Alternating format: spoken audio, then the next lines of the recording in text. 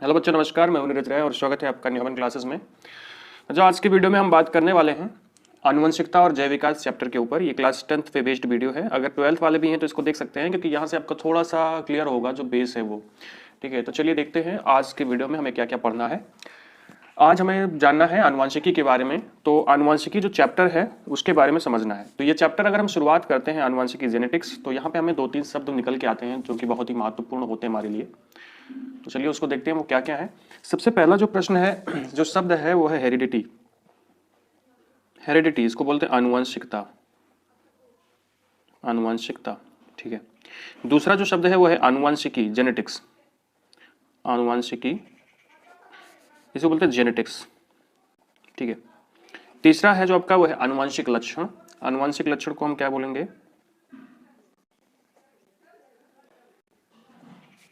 Hereditary character, ठीक है। तो ये क्या होते हैं? तो ये तीन शब्द अगर आप नहीं याद रखोगे तो आपको बाद में दिक्कत होगी। तो तीनों देखिएगा।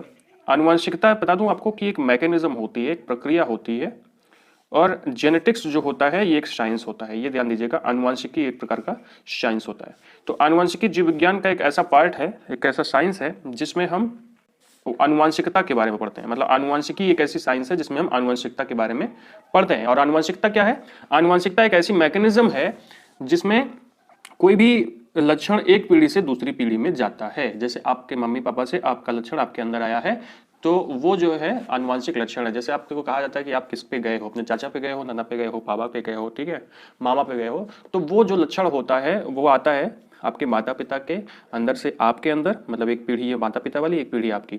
तो एक पीढ़ी से दूसरी पीढ़ी में आनुवंशिक लक्षण आते हैं। इस मैकेनिज्म को हम बोलते हैं आनुवंशिकता, और इसकी स्टडी जिसमें हम करते हैं उस साइंस को बोलते हैं आनुवंशिकी। अब आता है आनुवंशिक लक्षण क्या होता है। तो आनुवंशिक लक्षण ऐसे लक्षण होते हैं जो आपके पेरेंट्स से आपके अंदर आते हैं। जैसे आपके माता पिता से जो लक्षण आपके अंदर आए उन्हें हम कहते हैं आनुवंशिक लक्षण, ठीक है। ये आनुवंशिक लक्षण क्या होते हैं? ये आनुवंशिक लक्षण जो होते हैं, जैसे आपके आंखों का रंग, आपके बालों का रंग, आपके स्किन का रंग, आपके चेहरे की बनावट, आपकी आंखों की बनावट, इस तरह से सभी जो लक्षण होते हैं वो आनुवंशिक लक्षण होते हैं, ठीक है। अभी आपको शायद बात समझ में आई होगी थोड़ी बहुत, तो थोड़ा सा आगे और बढ़ते हैं। दोस्तों, सबसे पहले जेनेटिक्स के बारे में जो सोचा समझा वो वैज्ञानिक थे जी.जे. मेंडल। जी.जे. मेंडल, मतलब इनको बोलते हैं Gregor John Mendel. John Mendel, ठीक है। ग्रेगर जॉन मेंडल, इनका जन्म हुआ था ऑस्ट्रिया के ब्रून शहर में। इनका जन्म हुआ था ऑस्ट्रिया के ब्रून शहर में, और इनका जन्म जो है 1822 ईस्वी में हुआ था ऑस्ट्रिया के ब्रून शहर में। ये एक पादरी थे, मतलब पुजारी थे, एक चर्च में पादरी थे। और इनको थोड़ी सी जमीन मिली थी, ठीक है, वो करने के लिए, खेती वेती करने के लिए। तो थोड़ा सा ये साइंटिस्ट टाइप के व्यक्ति थे, तो इनके पास दिमाग ज़्यादा अच्छा था। तब इन्होंने कुछ प्रयोग भी किया, और इन्होंने अपना एक प्रयोग किया एक मटर के पौधे पर, ठीक है। एक्चुअली 2 मटर के पौधे पर इन्होंने अपना प्रयोग किया और कुछ निष्कर्ष निकाला। और अपने इस निष्कर्ष को इन्होंने एक बुक में, इन्होंने अपने निष्कर्ष को एक बुक में पब्लिश करवाया था। लेकिन आपको एक बात मैं बताऊं कि पूरी हिस्ट्री में सबसे जो खराब का मतलब सबसे भाग्यहीन जिसको हम बोलते हैं, सबसे खराब भाग्य वाले व्यक्ति थे। इन्होंने अपना सारा प्रयोग पब्लिश करवाया, सारा प्रयोग किया, लेकिन उसका लाभ इन्हें नहीं मिला। वजह ये थी कि उस समय डार्विन जो थे ज़्यादा फेमस थे, तो लोग उनके पीछे पड़े हुए थे। तो बाद में क्या हुआ कि इनकी मौत के लगभग 30 साल बाद 3 वैज्ञानिक और आए। उन 3 वैज्ञानिक का नाम था ह्यूगो डी ब्रीज, शेरमार्क और कार्ल कॉरेंस।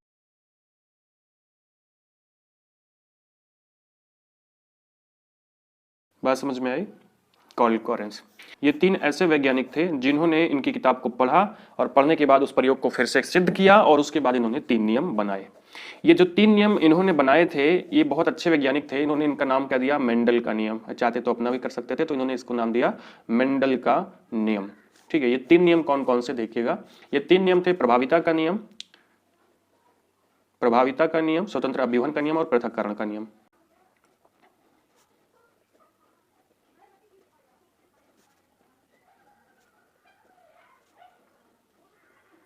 अब आपको एक चीज यहाँ पे ध्यान दीजिएगा, पृथक्करण के नियम को हम युग्मकों की शुद्धता का नियम भी कहते हैं।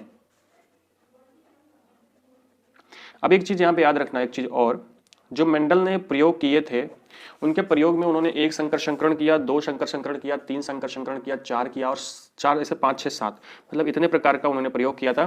तो एक संकर संकरण में अगर हम देखें तो प्रभाविता का नियम आपको मिल जाएगा और पृथक्करण या युग्मकों की शुद्धता का नियम मिल जाएगा। लेकिन स्वतंत्र अभिवहन के नियम के लिए आपको द्विसंकर संकरण पढ़ना पड़ेगा, त्रिशंकर संकरण में भी मिल जाएगा और सब बाकी में मिलेगा, लेकिन एक संकर संकरण में स्वतंत्र अभिवहन का नियम नहीं मिलता है। ठीक है, तो इतनी चीजें तो थोड़ी बहुत थी, अभी मेंडल के बारे में और आपको बताएंगे। उससे पहले 2-3 चीज आप समझ लो। क्या समझ लो? सबसे पहली चीज आपको यह समझना चाहिए कि जो ये आनुवंशिक लक्षण होते हैं वो एक पीढ़ी से दूसरी पीढ़ी में कैसे जाते हैं। आपको एक चीज पता होगा, न्यूक्लिक एसिड जिसको हम बोलते हैं डीएनए। ठीक है, ये डीएनए होता है। डीएनए का काम क्या होता है? डीएनए हमारे बॉडी में होता है और एक पीढ़ी से दूसरी पीढ़ी में जाता है और यही सारे आनुवंशिक लक्षणों को लेके जाता है। लेकिन पूरे डीएनए में बहुत सारे लक्षण होते हैं। तो डीएनए के छोटे छोटे खंड अगर हम देख लें तो डीएनए के छोटे छोटे खंड हो गए।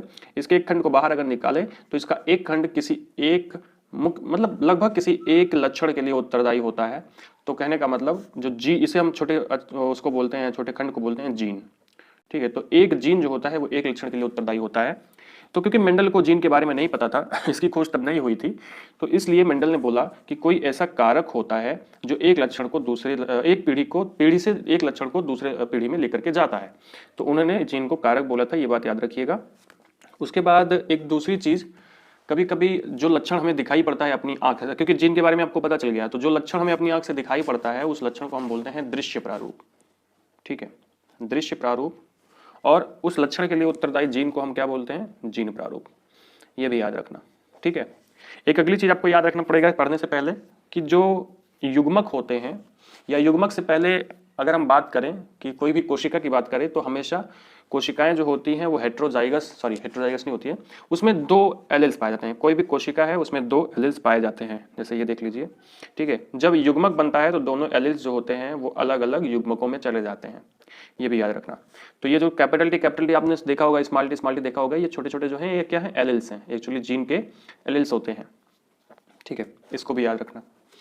और क्या याद रखना है आपको? बस इतना ही चीज याद रखना, इतना चीज आपका पर्याप्त है। बाकी जो चीजें आएंगे हम धीरे धीरे आपको बीच बीच में बताते रहेंगे। तो मेंडल ने ये सारे प्रयोग किए थे, बाद में उन्होंने एक संकर संकरण किया। उससे पहले आपको जानना चाहिए कि जो मटर का पौधा होता है, मटर के पौधे पर उन्होंने प्रयोग किया था, तो किस मटर के पौधे को लिया था और जो मटर का एक्चुअली पौधा था उन्होंने मटर का पौधा ही क्यों लिया और मटर के किन किन लक्षणों पर उन्होंने प्रयोग किया था, किन किन लक्षणों को उन्होंने बेस बनाया था। तो चलिए एक चीज थोड़ा सा देखते हैं। मेंडल साहब जो थे उन्होंने मीठी मटर का प्रयोग किया था। मीठी मटर का मतलब होता है पाइजम सटाइवम। और मीठी मटर में उन्होंने एक दाल वाली मटर ली थी और एक लिया था सब्जी वाला मटर। ठीक है, सब्जी वाली मटर क्या होती है आपने देखा होगा और दाल वाली मटर भी देखा होगा। एक छोटा सा इसका दोनों में एग्जाम्पल में है कि दाल वाली मटर बाद में गोल रहती है और ये सिकुड़ जाती है। और एक चीज़ ध्यान देना, दाल और सब्जी वाली मटर का मतलब मैंने ऐसे बता दिया, ये 2 प्रजातियाँ होती हैं। ठीक है, ये एक रेसेसिव प्रजातियाँ हैं शुद्ध नस्ली और एक डोमिनेंट प्रजाति है दाल वाली। ठीक है, ये बात याद रखिएगा। इन्होंने मटर के 2 इस प्रकार के शुद्ध नस्ली पौधे लिए थे। शुद्ध नस्ली का मतलब जिसमें कोई ब्रीडिंग में कोई मिलावट नहीं थी। ठीक है, और तो इन्होंने कौन कौन से लक्षण लिए थे तो ध्यान दीजिएगा। इन्होंने कुल मिला के 7 लक्षण लिए थे पौधों में। ठीक है, 7 कौन कौन से लक्षण थे? 5 6 7। तो चलिए देखते हैं 7 कौन कौन से लक्षण थे। सबसे पहला लक्षण था लंबाई का लक्षण। अब लंबाई में जो है, जो एक मतलब दोनों था, तो उसमें से एक पौधा जो मटर का था वो लंबा होता था और एक बौना होता था। अब देखिए लंबा और बौना ये लंबाई का ही लक्षण है, तो लंबाई का बिप्रयासी लक्षण है। तो इसको भी याद रखना कि एक अपोजिट लक्षण होता है, बिप्रयासी लक्षण होता है, जिसे हम ट्रेट बोलते हैं। ठीक है, तो ये ट्रेट होता है, कहने का मतलब एक ही लक्षण के 2 विपरीत रूप जो होते हैं उन्हें हम ट्रेट बोलते हैं या बिप्रयासी लक्षण बोलते हैं। ये भी आप याद रखना। ठीक है, बहुत जरूरी है। इन्होंने एक लंबाई लिया था पौधे की तने की लंबाई, दूसरा पुष्प की स्थिति लिया था, पुष्प की स्थिति लिया था जो कि अच्छी और अग्रस्त था। ठीक है, अच्छे का मतलब होता है बेस पे, मान लीजिए पुष्प यहाँ से निकल रहा है और अग्रस्त का मतलब पुष्प यहाँ निकल रहा है। ठीक है, उसके बाद इन्होंने फली का रूप लिया था, मतलब फली कैसे दिखती है, जो आपकी पॉड है, तो वो 2 प्रकार की हो सकती थी, एक था चपटा और एक था संकीर्णित। ठीक है, मतलब एक चपटी थी और दूसरी जो थी वो बिल्कुल सिकुड़ी हुई थी। अगला फली का रंग लिया था, जिसमें एक जो है वो हरा था और दूसरा था झुर्रीदार। उसके बाद उन्होंने, देखिए मैं आपको यहाँ से दिखाता हूँ क्योंकि हर चीज़ लिख के नहीं समझ में आती है। ठीक है, तो यहाँ पे देखिए तो आपको समझ में आएगा।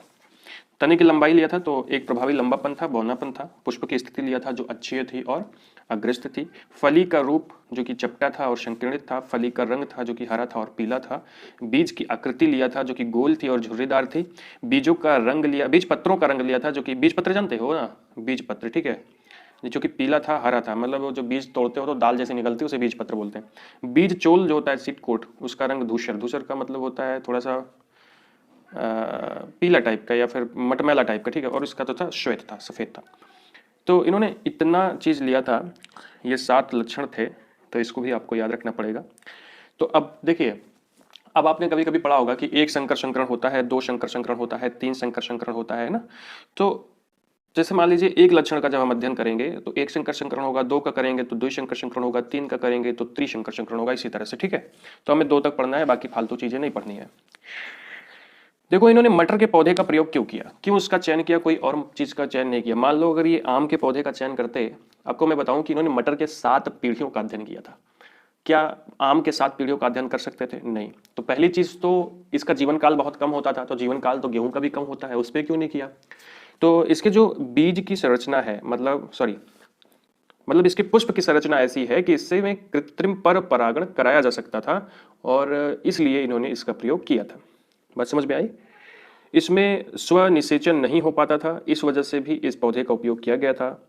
मटर के 2 आसानी से मतलब 2 शुद्ध नस्ली पौधे मिल गए थे, इस वजह से इसका प्रयोग किया गया था। एक वार्षिक पौधा था, इसका जीवन चक्र छोटा था, इस वजह से भी इसका प्रयोग किया गया था। ये एक द्विलिंगी पौधा था, इसीलिए इसका प्रयोग किया गया था। तो ये सभी कारण हैं कि मटर के पौधे का उपयोग किया गया और किसी दूसरे पौधे का उपयोग नहीं किया गया। तो ये बात आपको शायद समझ में आ गई होगी। तो चलिए अब शुरुआत करते हैं एक शंकर संकरण की। देखो अगर हम बात करें एक शंकर संकरण की, तो यहाँ पे हमने पौधे की लंबाई का विपर्यासी लक्षण दिया है। तो पौधे की लंबाई में 2 पौधे थे, एक प्रभावी पौधा था, एक अप्रभावी पौधा था। तो शुद्ध नस्ली प्रभावी पौधा जिसमें कैपिटल टी युग्मक थे, मतलब, ठीक है, आपको पता है कि जोड़ी में होते हैं पहले तो एक्चुअली। और शुद्ध नस्ली जो बौना पौधा था उसमें स्मॉल टी था। अब इसमें पृथक्करण हुआ, तो पृथक्करण का मतलब ये अर्धसूत्र विभाजन हुआ, तो यहाँ पे युग्मक बने, तो युग्मक बनेंगे तो एक इसमें चला आएगा, एक इसमें चला गया। 2 ही प्रकार के युग्मक बन सकते थे, है ना, क्योंकि भैया और क्या बनेगा, ठीक, आए सब वही सेम। तो ये जो पीढ़ी थी पहली वाली, इसको हम बोलते हैं पैतृक जनरेशन, पैतृक पीढ़ी, ठीक है। ये आपके युग्मक हो गए। अब इसे क्रॉस विधि द्वारा हम लोग करेंगे। क्रॉस विधि कैसे होगी, ध्यान दीजिएगा। एक बार इसको इससे और फिर एक बार इसको इससे, ठीक है। तो capital T small T, capital T small T, capital T small T, capital T small T. ये तो मान लीजिए क्रॉस विधि है, इसमें आसानी से हो जा रही है। बाकी इसके लिए पुनेट का स्क्वायर नियम आता है, वो बाद में आपको बताऊंगा। ये जो है आपकी F1 जनरेशन बोलते हैं, इसको प्रथम पीढ़ी बोलते हैं, ठीक है, प्रथम पीढ़ी या F1 जनरेशन, ठीक है। मेंडल ने देखा कि यार इसमें सभी जो पौधे हैं, क्योंकि मेंडल के पास कोई वैसा तो कुछ था नहीं कि वो जीन के बारे में जान पाते, तो क्योंकि उन्हें केवल दिखाई पड़ता था, तो वो केवल फिनोटाइप देखते थे। फिनोटाइप में आपको मैंने बताया था, फिनोटाइप का मतलब क्या होता है सर, कि जो दिखाई पड़ता है, फिनोटाइप उसको बोलते हैं। फिनोटाइप का मतलब जो दिखाई पड़ता है, दृश्य प्रारूप, जो लक्षण दिखाई पड़ेगा।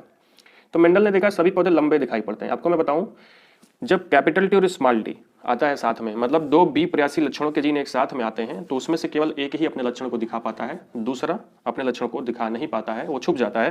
देखो यहाँ पे इसी चीज को हम प्रभाविता का नियम कहते हैं। तो यहाँ पे प्रभाविता का नियम आपको दिखाई पड़ा कि जब 2 बी प्रयासी लक्षणों के, बी प्रयासी लक्षण आपको बताया था, एक ही लक्षण के 2 रूप बी प्रयासी लक्षण होते हैं, ट्रेट होते हैं। जब 2 बी प्रयासी लक्षणों के जीन एक साथ में आते हैं, तो उसमें से केवल एक ही अपने लक्षण को प्रदर्शित करता है, दूसरा नहीं कर पाता है। इसको हम क्या बोलते हैं, इसको हम बोलते हैं प्रभाविता का नियम। तो यहाँ पे प्रभाविता का नियम लागू हो रहा है। तो मेंडल को जो पौधे दिखे वो न छोटे दिखे न बौने दिखे, उन्हें केवल और केवल सारे पौधे लंबे दिखे। तो उन्होंने कहा इससे तो कोई निष्कर्ष नहीं निकला। तो उन्होंने क्या किया, फिर से F1 पीढ़ी में, मतलब F1 जनरेशन के कुछ पौधों को लिया और उसमें फर्टिलाइजेशन करवाया, संकरण करवाया, ठीक है। अब संकरण करवाने से पहले एक चीज ध्यान दीजिएगा, इसमें से एक को मेल बनाया जाता है, एक को फीमेल बनाया जाता है। मेल कैसे बनाएंगे, उसका स्त्री केसर काट देंगे, फीमेल कैसे बनाएगी, पुंकेसर काट देंगे, तो बन जाता है। तो चलिए दूसरी बार हुआ, मतलब जो दूसरी पैतृक पीढ़ी थी वो क्या थे, capital T small T, capital T small T. ये P2 जनरेशन थी। मैंने कहने का मतलब पेरेंटल पीढ़ी दूसरी वाली थी, ठीक है, इसे F1 जनरेशन से निकाला गया है। तो इसे बोलेंगे कैपिटल टी स्मॉल टी इसमें बन गया, कैपिटल टी स्मॉल टी इसमें बन गया। अभी इतना बात समझ में आई। अब चलो इसको इससे करवा दो, capital T capital T, capital T small T, capital T small T और स्मॉल टी स्मॉल टी। अभी बात समझ में आई आपको। यहाँ पे इसको हम बोलते हैं F2 जनरेशन। क्या बोलते हैं? F2 generation, that is a युग्मक गैमीट। तो ठीक है, F2 जनरेशन जब देखा गया तो मेंडल को क्या दिखाई पड़ा? तो capital T capital T capital T small T capital T small T small T small T. तो इनकी संख्या कैसी थी?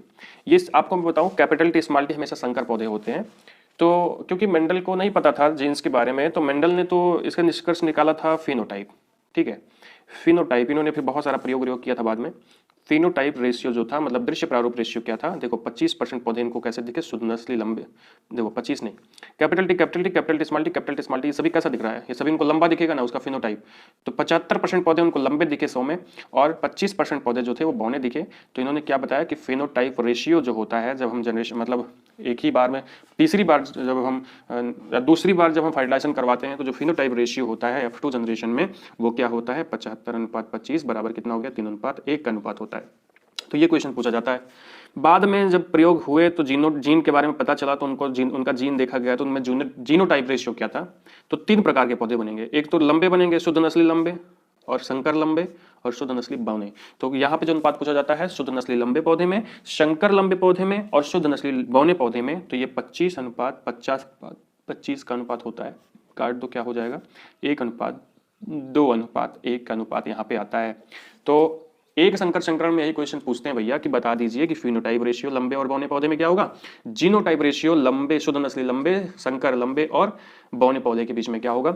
तो फिनोटाइप रेशियो जो होता है वो 3:1 का होता है, और जीनोटाइप रेशियो जो होता है 1:2:1 का होता है। तो ये छोटा मोटा वीडियो था अभी जो एक संकर संकरण के बारे में हमने आपको बताया है। नेक्स्ट वीडियो में हम और डिटेल में बात करेंगे इसी के बारे में, और फिर हम बात करेंगे द्विसंकर संकरण के बारे में। तो अगर ये वीडियो आपको अच्छा लगा हो तो फिर चैनल को सब्सक्राइब जरूर कर दीजिएगा, और वीडियो को शेयर कर दीजिएगा और लोगों के पास, और हमें इंस्टाग्राम पे फॉलो कर लीजिएगा। Thank you.